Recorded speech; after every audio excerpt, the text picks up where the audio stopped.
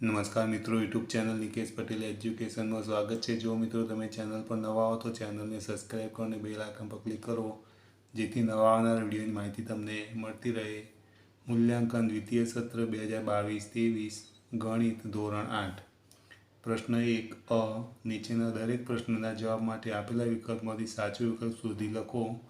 8 ગુણના અને 8 પૂછાશે।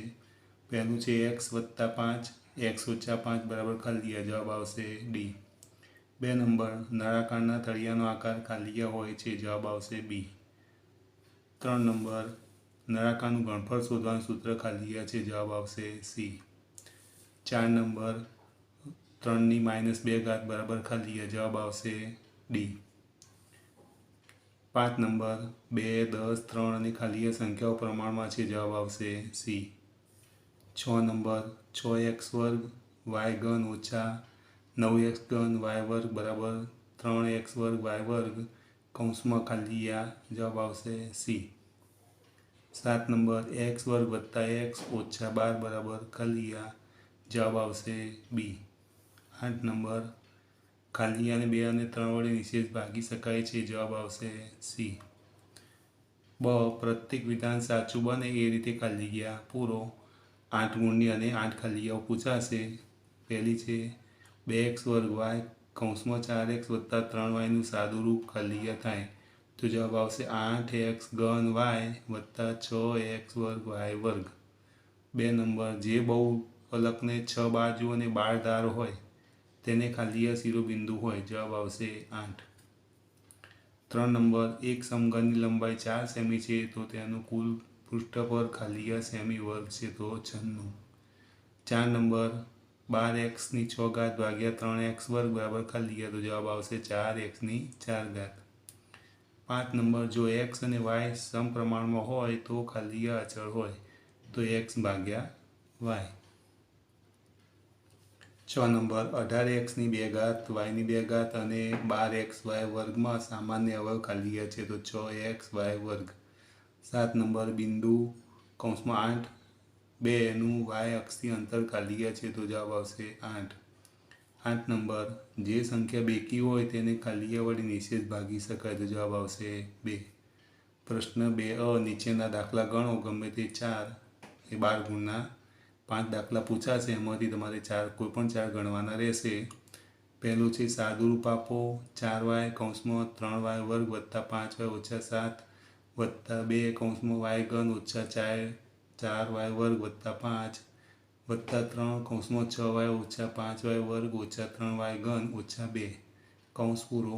તો મિત્રો આના જવાબ તમને આપણા એસાઇનમેન્ટ સોલ્યુશનના વિડીયો મૂકેલા છે, એમાંથી તમને મળી રહેશે।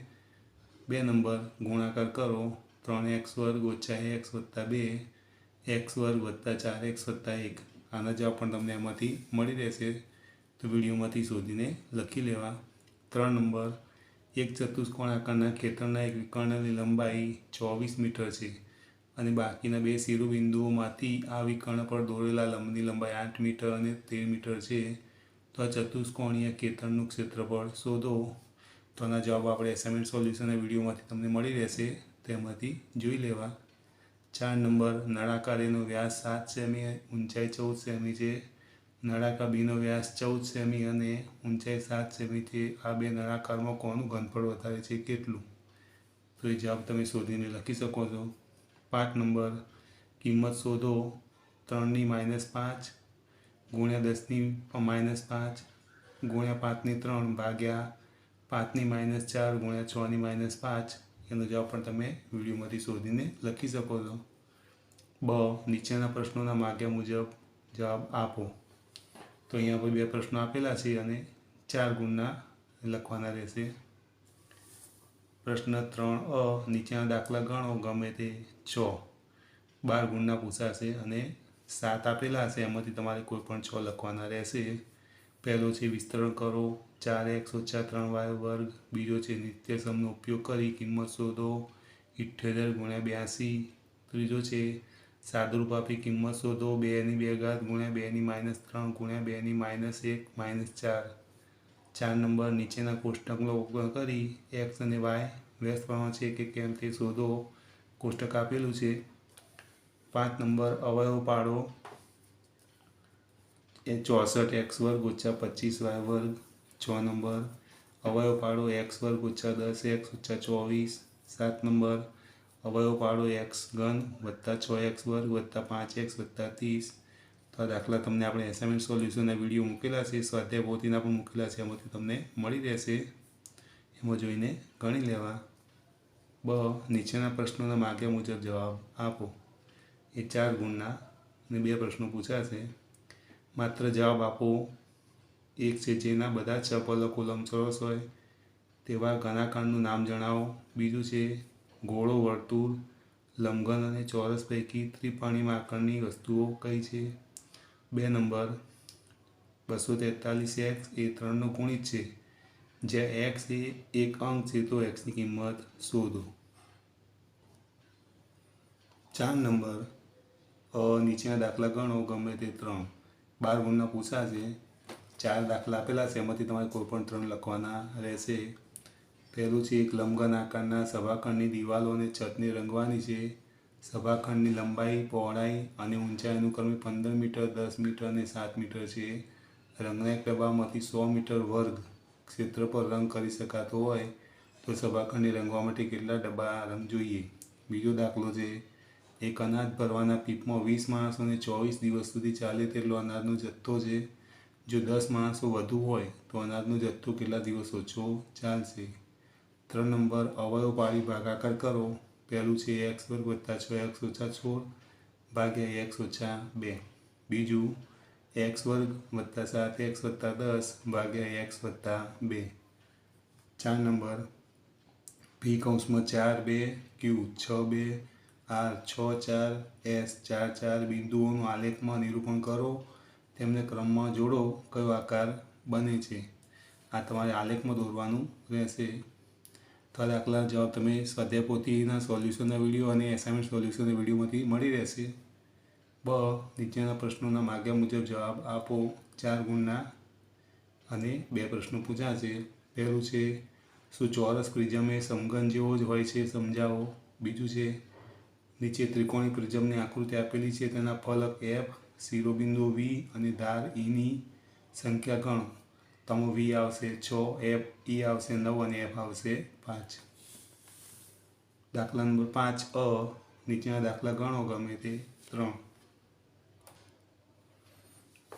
અને 9 ગુણના પૂછાશે અને 3 લખવાના રહેશે. એક છે ચોરસ બાજુવાળા પ્રિઝમ માટે યુલરનું સૂત્ર f વત્તા v ઓછા e બરાબર 2 છે તે સાચું છે તેમ સાબિત કરો.